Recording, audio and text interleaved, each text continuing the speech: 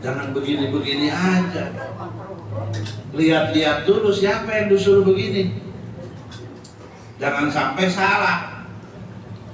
Tahu-tahu nggak baca basmalah jahar.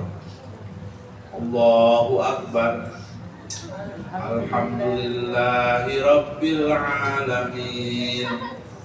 Emang bacanya lebih enak-enak gitu. Biasanya begitu ya.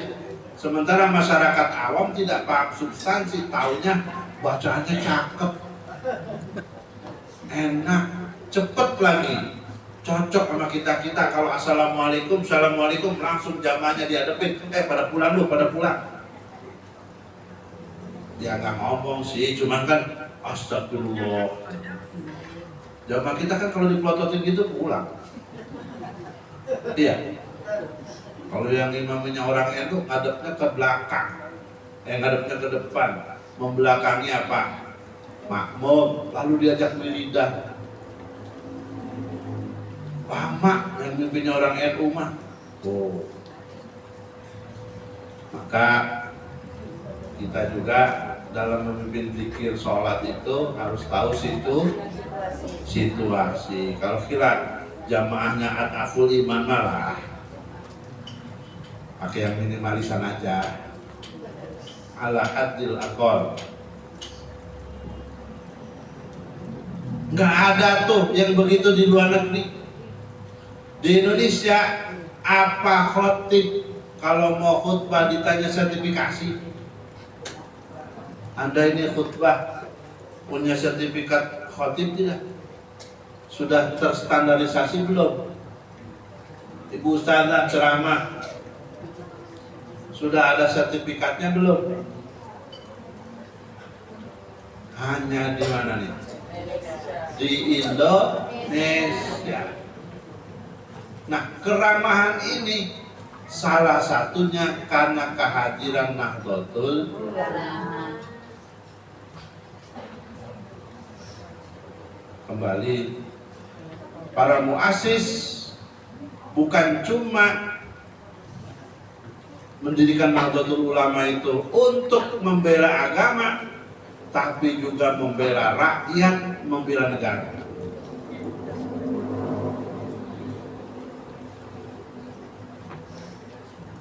Membela rakyatnya bagaimana? Nah, ini barangkali ada yang belum tahu. Tahun 1938,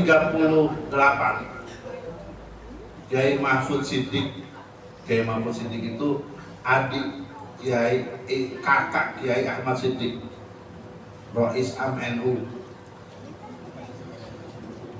mengusulkan bahwa agar umat bisa mencapai predikat khairul ummah, maka NU harus melakukan ikhtiar. Karena itu kemudian diputuskanlah pada muktamar NU di Menes. Tahu Menes Bu? Menes itu Pandeglang.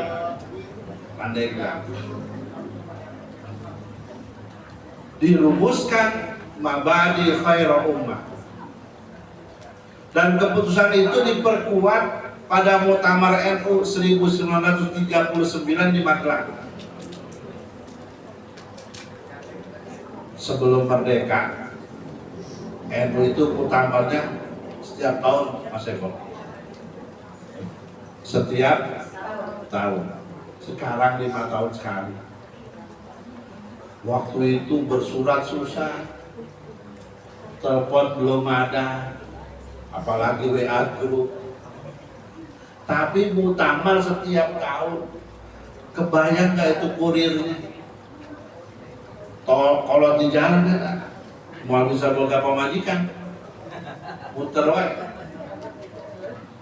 Salah satu kurirnya adalah Kiai Haji Abdul Halim Majalengka. Kiai Abdul Halim ini habis umurnya di jalan, sehingga beliau tidak sempat secara khusus ngupeni pesantrennya di Majalengka. Muter sampai satu waktu saya ketemu sama putranya Kiai Asep Abdul Halim, ketua Pergunu sekarang. Beliau bercerita, ayahandanya pernah ditanya sama orang-orang, kayak Abdul Halim nggak sempet yang ngurusin pesantren. Kata Ki Abdul Halim, insya Allah nanti salah satu anak saya akan membuat pesantren yang besar. Qadarullah, diwujudkan oleh Allah. Putranya Kiai Asep Abdul Halim saat ini pesantrennya salah satu pesantren terbesar di Indonesia. Santrinya puluhan ribu. Nah, setiap tahun beda jeung ayeuna 5 tahun sekali. 5 tahun sekali, setiap muktamar diongkosin lagi. Waktu itu untuk muktamar ibu bapak harus ngongkos sendiri, ngodok setiap tahun. Maka kalau ada teman-teman pengurus ranting, anak ranting diundang rapat, diundang berkegiatan, harus ayah beureut. Ibu kusok itu tara ayah beureut. Maksudnya nanyain apa tuh? Ongkos, minta transport. Rasanya malu kita kepada para pendahulu yang sudah berkiprah luar biasa. Mahfud mendorong agar Nahdlatul Ulama membuat pola agar umat menjadi khairul umat. Dicetuskanlah pada muktamar itu 3 pilar. Yang pertama asidqu, jujur, berintegritas. Yang kedua al-wafa bil ahdi, memenuhi janji. Yang ketiga at-ta'awun, saling tolong menolong. 3 hal ini kalau dilaksanakan insya Allah umat akan menjadi kuat, termasuk secara ekonomi, dan sungguh luar biasa. Begitu NU menggelontorkan program Khairul Ummah tahun 1939, 6 tahun kemudian Indonesia merdeka. Hanya 6 tahun Indonesia Kenapa? Karena setelah NU tebar program Khairul Ummah, ekonomi umat menggeliat, pemikiran umat memuat, musyawarah, mudzakarah, bukan cuma kaitan dengan waqi'iyah diniyah, tapi juga persoalan-persoalan siasat, dan dampaknya luar biasa. Hanya 6 tahun Indonesia merdeka.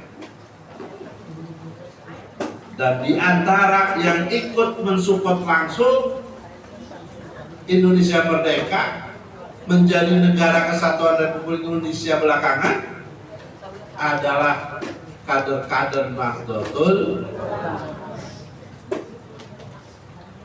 Karenanya maka wajar kalau Nahdlatul Ulama kecintaannya terhadap NKRI lebih dibanding yang lain. NU mah milu ngadirikeun, yang lain mah cuma menikmati. Karenanya bagi NU ketika ada persoalan dengan umarok, dengan pemerintahan, ya, NU tidak pernah merusak rumah, merusak NKRI. Kenapa? Karena NU ikut mendirikan NKRI. Ayo mencingan iman nanti ala lecen mah usir we mencingan iman. Lawan secara politis. Tapi yang muncul belakangan anu bermasalah na pejabat, anu dibongkar iman. Yang dirusak MK. Bagi Nahdlatul tidak, bagi Nahdlatul Ulama tidak. Karenanya ibu bapak, karena NU ini ikut mendirikan NKRI wajar kalau NU ikut dapat bagian dari kue pembangunan yang diinisiasi oleh NU. Kemarin waktu PBNU putuskan terima apa itu, konsesi tambang ya, banyak yang teriak-teriak NU ngurusin tambang. Harusnya dari dulu, karena NU ikut mendirikan negeri ini. Kalau NU punya tambang dari dulu kan, kalau ada kegiatan-kegiatan begini tinggal awal sama sana. Ya, cocok nggak begitu? Cocok. Kalau NU punya tambang ya, dari dulu punya tambangnya. Apalagi bukan cuma tambang batu. Rasanya jan batu bara ya, anggar batu. Beda jam tambang emas. Seragam muslimat sama semuanya. Terus sekarang kalau dari depan ini kelihatan ada yang caang, ada yang redup, ada yang kuek. Belum seragam. Kenapa nggak seragam? Belinya masing-masing. Begitu kan? Iya. Kita menang telak telok di mana? Neangan kadi itu kadi itu ya. Wajar. Tapi kalau NU-nya kaya, insya Allah. Insya Allah. Nah, kembali ibu bapak, kita tidak salah ya, berada di Nahdlatul Ulama. Insya Allah Nahdlatul Ulama ini ibarat kendaraan besar yang akan mengantarkan kita menuju tempat yang kita cita-citakan. Apa tuh? Surga. Kita semua sudah punya tiket. Dengan aktif di Nahdlatul Ulama, insya Allah ibu bapak sudah punya tiket surga. Amin. Ya, ada yang masuknya memang agak belakangan ya, nggak apa-apa. Nggak apa-apa, lumayan, yang penting ke bawah. Waktu masuk ditanya, diinterogasi, dihisap, dihitung sama malaikat. Waduh, Bu, Pak, ini mah banyakkan belasononya ini. Gimana nih? Dihukum dulu ya, dibersihin dulu ya. Baru mau dibersihin, tiba-tiba ada ketok-ketok. Paket Fatihah sampai. Teman-temannya yang dulu ngirimin, alhamdulillah. Ibu percaya nggak begitu sampai? Kalau saya misalnya baca Fatihah buat ibu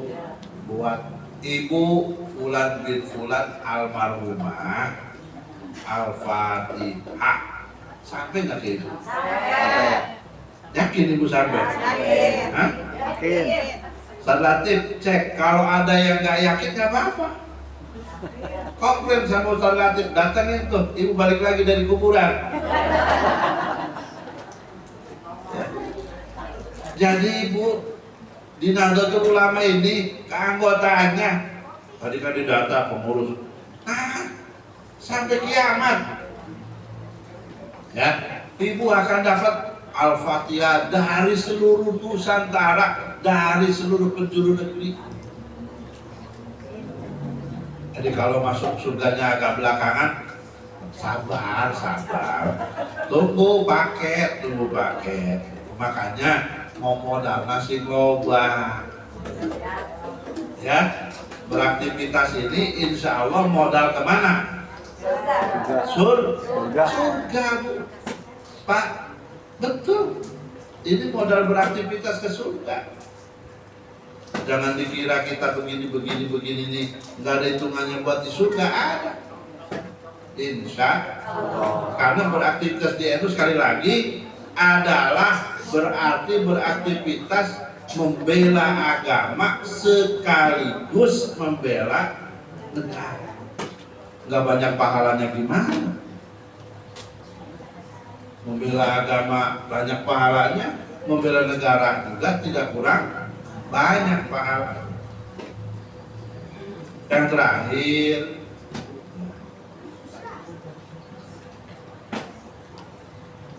kendati pun demikian, tadi kan kita udah benar nih, berada di organisasi yang benar. Insya Allah kita dapat syafaat dan akhir-akhir, kendati pun